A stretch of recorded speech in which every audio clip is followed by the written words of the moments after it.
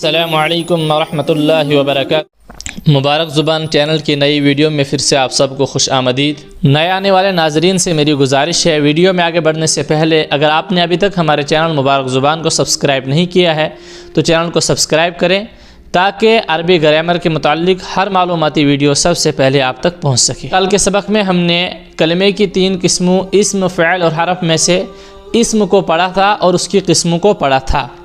آج کے سبق میں ہم فعل کی قسموں کو پڑھیں گے۔ فعل کس کو کہتے ہیں یہ ہم نے پہلے پڑھا ہے، آج ہم پڑھیں گے فعل کی کتنی قسمیں ہیں، یا دوسرے لفظوں میں یہ کہہ لیجئے فعل کتنے قسم کا ہوتا ہے۔ فعل کی اقسام، تو فعل کی جو ہے وہ 4 قسمیں ہیں۔ نمبر 1 فعل ماضی، نمبر 2 کو فعل مضارع، نمبر 3 فعل امر، نمبر 4 فعل نہیں۔ ان میں سے ہم نے فعل ماضی کو مکمل پڑھ لیا ہے پہلے، لیکن پھر بھی آج ہم پڑھیں گے فعل ماضی کس کو کہتے ہیں۔ یہ بھی ہم نے پہلے پڑھا ہے، لیکن آج ہم اور پڑھیں گے فعل ماضی وہ فعل ہے جو گزرے ہوئے زمانے میں کسی کام کو بتائے۔ یعنی ماضی کا مطلب ہوتا ہے گزرا ہوا زمانہ۔ زمانے ہم نے پڑھے ہیں کہ زمانے 3 ہیں، گزرا ہوا اور موجودہ اور آئندہ۔ گزرے ہوئے کو ماضی، موجودہ کو حال، آئندہ کو مستقبل کہتے ہیں۔ یہ ہم نے تینوں زمانے پڑھے ہیں، اور جو گزرے ہوئے زمانے کو بتائے اس کو کہتے ہیں فعل ماضی۔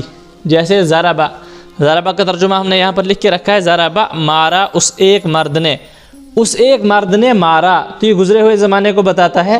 جو بھی فعل گزرے ہوئے زمانے کو بتائے اس کو فعل ماضی کہتے ہیں۔ دوسرے نمبر پر ہے فعل مضارع۔ فعل مضارع کہتے ہیں جو موجودہ اور آئندہ زمانے کو بتائے۔ یعنی فعل مضارع 2 زمانوں کو بتاتا ہے، ایک موجودہ زمانے کو، ایک آئندہ زمانے کو۔ جو ان دونوں زمانوں کو بتائے، موجودہ اور آئندہ کو، اس کو کہتے ہیں فعل مضارع۔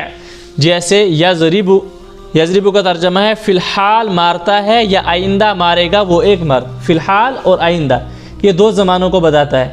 جو بھی فعل 2 زمانوں کو بتائے اس کو فعل مضارع کہتے ہیں۔ تیسرے نمبر پر آتا ہے فعل امر، جس کے ذریعے کسی کام کا حکم دیا جائے۔ جیسے اضرب، اضرب کا مطلب مار تو، اس کے ذریعے سے حکم دیا جاتا ہے۔ تو جس بھی فعل سے حکم دیا جائے اگلے کو تو اس کو کہتے ہیں فعل امر۔ امر کا مطلب ہے حکم کرنا۔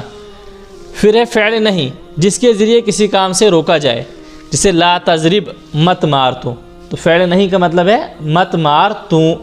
جس طرح آپ نے فعل ماضی کی گردان یاد کی تھی، تو ہم نے اس کے اندر یہ دیکھا کہ جب ہمیں فعل ماضی کی ایک گردان یاد ہوگی تو باقی کسی بھی فعل سے ہمارے لیے گردان کرنا آسان ہو گیا۔ اسی طرح ہم باقی افعال سے بھی ایک ایک گردان یاد کریں گے تو باقی گردانیں ہمارے لیے پڑھنا اور یاد کرنا انشاءاللہ آسان ہو جائے گا۔